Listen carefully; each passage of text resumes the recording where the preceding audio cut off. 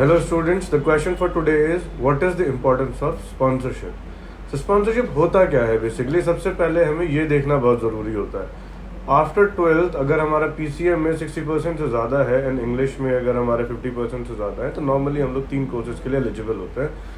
One is B Tech marine engineering, the other one is BSc nautical science and then is diploma in nautical science. तो B Tech marine engineering में and BSc nautical science में होता क्या है, first we go to the college, complete our course and then we go for the campus selection.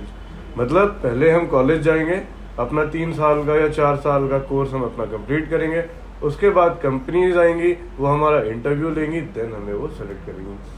But in the case of diploma in nautical science sponsorships come into picture. Sponsorship होता क्या है कि पहले आप sponsorship company के exam देंगे, उनका एक मेडिकल टेस्ट देंगे, उनका इंटरव्यू देंगे.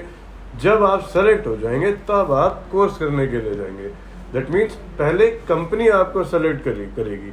आप उसे एक तरीके से कैंपस सिलेक्शन भी कह सकते हैं, बट वो एक कैंपस सिलेक्शन एग्जैक्टली नहीं होता है. आपको पहले कंपनी सेलेक्ट करेगी, उसके बाद आप कॉलेज में अपने कोर्स करने के लिए जाएंगे. तो सिक्योरिटी जो यहाँ पे जॉब की होती है दैट इज 100%, क्योंकि अगर आपके पास स्पॉन्सरशिप ही नहीं है तो आप कोर्स ही नहीं कर सकते. And that is by the government of India. ये उनके रूल्स हैं, कोई इसको बाईपास नहीं कर सकता है. कोई कॉलेज अगर आपको कह रहा है कि हम आपको डिप्लोमा इन नॉटिकल साइंस करा देंगे एंड आपको स्पॉन्सरशिप की जरूरत नहीं है and will focus on the campus selections, तो ये सिर्फ और सिर्फ झूठ है. ऐसा कुछ नहीं होता है.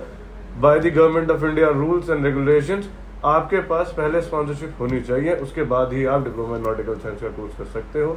And sponsorship companies, there are more than 15 shipping companies like Anglo, MSC, CMA CGM, Williamson, Wallem, सिमरटेक, Thome, Scorpio, Great Eastern, executive ship management and an number of companies जो अपना स्पॉन्सरशिप का एग्जाम कंडक्ट करा रही हैं in every 6 months. Go to their websites, figure out the forms, check the eligibility criteria, go for the syllabus and everything, prepare yourself for them and get on with it. Go to the websites, check the eligibility criteria, check with the forms, check with the syllabus and everything, and then you should start preparing for it. Thank you.